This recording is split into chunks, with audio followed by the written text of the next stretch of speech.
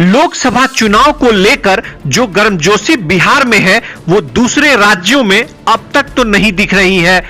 बिहार की लगभग हर लोकसभा सीट से महागठबंधन और एनडीए के नेता खुद को उम्मीदवार बताने में जुट गए हैं। जब तक आधिकारिक ऐलान नहीं हो जाए तब तक नए नए नामों को लेकर चर्चा का बाजार गर्म है। ऐसा ही एक नाम सीवान की लोकसभा सीट को लेकर तैर रहा है। यह नाम है मंगल पांडे का। बिहार सरकार में स्वास्थ्य मंत्री रह चुके बीजेपी नेता मंगल पांडे के सीवान लोकसभा सीट से चुनाव लड़ने की खबरें आ रही हैं।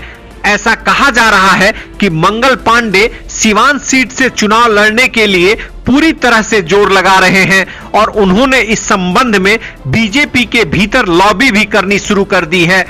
मंगल पांडे मूल रूप से सीवान के हैं और बीते कुछ समय से जिले में उनकी सक्रियता बढ़ गई है।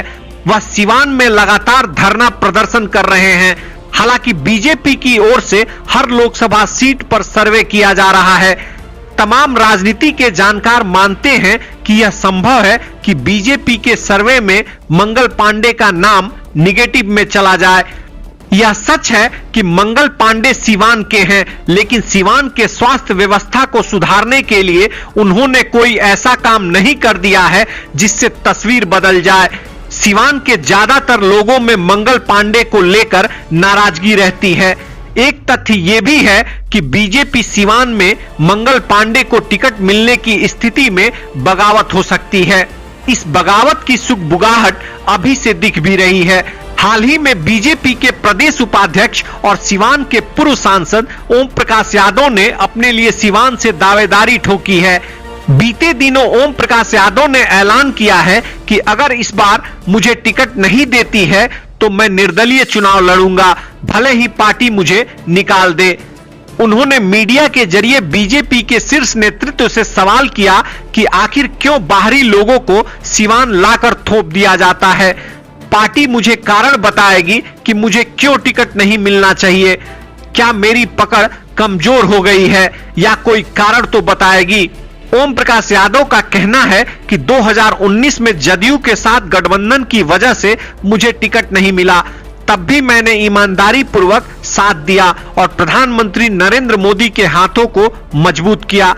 मंगल पांडे के अलावा बीजेपी से महिला नेत्री अनीता सिंह को भी टिकट दिए जाने की चर्चा हो रही है। राष्ट्रीय स्वाभिमान आंदोलन की बिहार प्रदेश संयोजिका अनीता सिंह की बीजेपी के नेताओं से कई दौर की मुलाकात भी हो चुकी है। हालांकि अब भी लोगों को बीजेपी के आधिकारिक फैसले का इंतजार है। एक थ्योरी यह भी है कि बीजेपी अपने गठबंधन के साथ ही लोजपा को भी ये टिकट समर्पित कर सकती है। लोजपा से चिराग पासवान राजद की पूर्व नेत्री हिना साहब को टिकट दिलाना चाहते हैं। बता दें कि बीते दिनों चिराग ने हिना साहब से मुलाकात भी की थी और टिकट का ऑफर भी दिया था। बहरहाल इंतजार रहेगा सीवान की सियासत में हो रहे बदलाव का।